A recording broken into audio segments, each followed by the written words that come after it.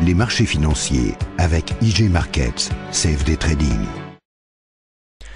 Bonjour, c'est Gilles du site boursicoté.com. Voici l'analyse technique du CAC 40 pour la journée du mercredi 18 avril 2012. Avec aujourd'hui donc une séance de baisse à la suite de la forte séance haussière que nous avons connue hier, puisqu'après une ouverture en baisse à 3277,07, nous avons marqué un plus haut à 3291,51, un plus bas à 3226,33, avant de terminer en clôture à 3240,39 points. Le CAC 40 perd 1,59% sur cette séance, un peu plus de 52 points perdus par rapport au cours de clôture d'hier.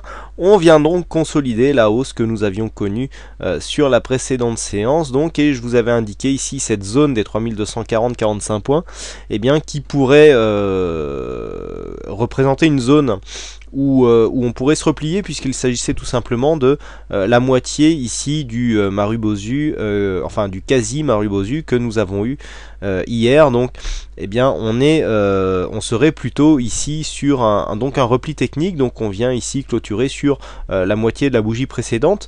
Alors au niveau de la continuité du mouvement, on est clairement maintenant sur un mouvement ici où on est sorti de cette phase baissière, vous voyez, avec cette résistance qui était relativement significative quand même, cassure ici, et donc on vient chercher un plus haut, et puis on consolide pour le moment. Donc là, pour l'instant, je dirais que le mouvement n'en est qu'à son début. Il mérite confirmation. On attend toujours une confirmation par une cassure ici de la zone des 3290 points. Du point de vue des indicateurs, nous avons toujours un RSI ici qui se situe proche de sa zone de survente, pardon. Rappelez-vous, je vous avais indiqué ici cette mini divergence haussière que l'on retrouve aussi sur le MACD. Cette divergence finalement a joué son rôle, puisque vous voyez ici on a des plus bas qui sont baissiers alors que le RSI lui est remonté. Donc là, toujours ici sur cette zone de rebond, le RSI nous apporte peu d'informations, idem pour le stochastique. Le MACD continue à se retourner, continue donc sur sa dynamique haussière. Donc pour lui, on est toujours sur une phase de rebond technique.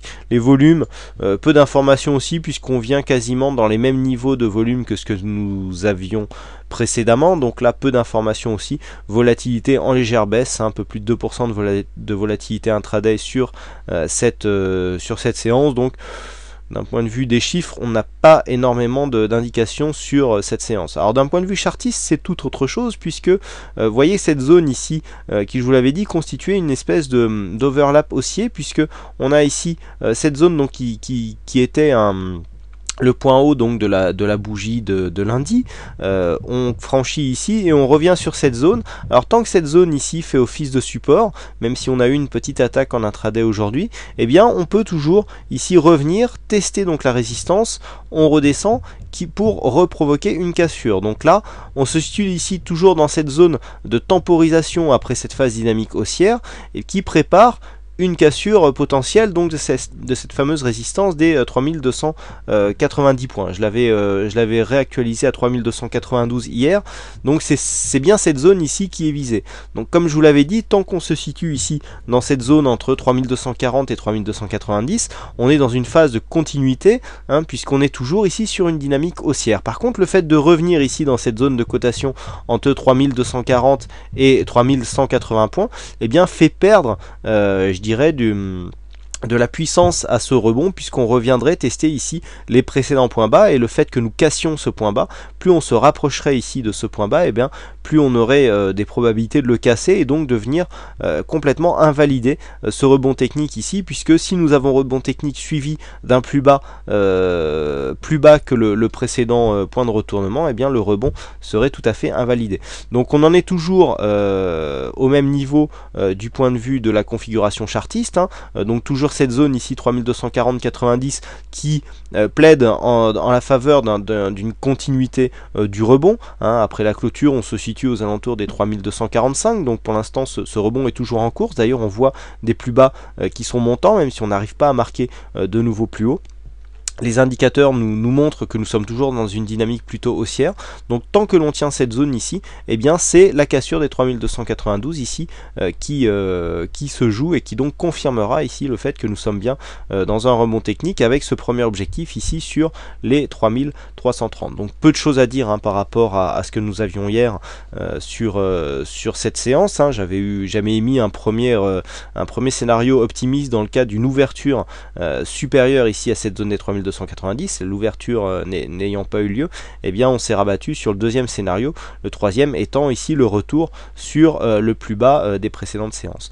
Donc pour l'instant on est toujours ici sur un scénario alternatif avec une phase ici de cassure haussière, stabilisation, mais qui préparerait pour l'instant dans la continuité une cassure des 3290. Voilà donc ce que l'on peut dire sur cette analyse. Alors bon, un petit bilan un petit peu sur les divers signaux que j'ai pu avoir dans la journée et que j'ai aujourd'hui. Donc voilà, pour demain, c'est assez particulier, c'est assez rare d'avoir ce genre de configuration, puisque vous voyez qu'on a ici plutôt des signaux baissiers, puisqu'on a ici des sorties d'achat et des sorties de couverture. Donc c'est assez bizarre, donc en clôture de ce signal, c'est ce que nous avons. Donc pour l'instant, je dirais que les signaux au niveau des backtests sont un peu perdus.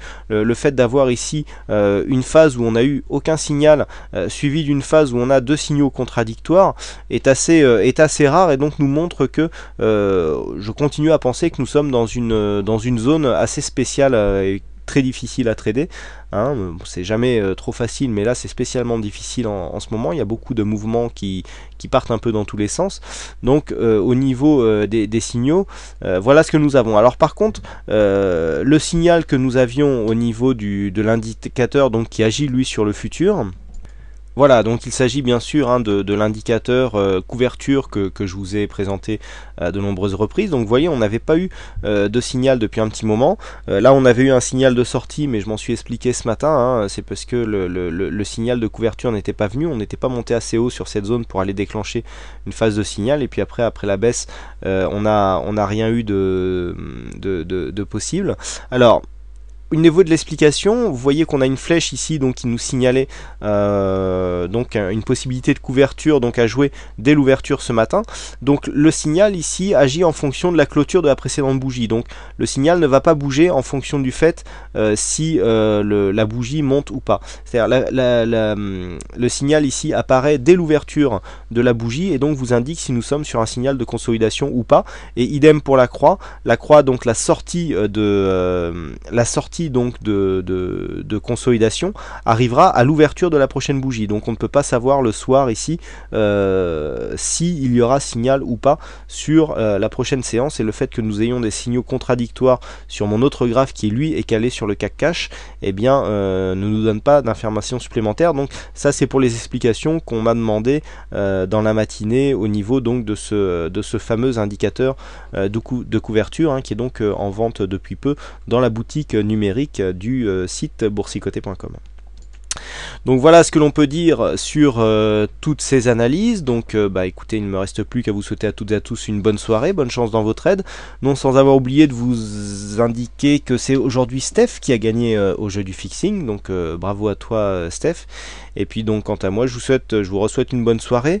Donc bonne chance dans vos trades et je vous retrouve dès demain pour de prochaines analyses techniques en vidéo. Bonsoir à tous. Les marchés financiers avec IG Markets, CFD Trading.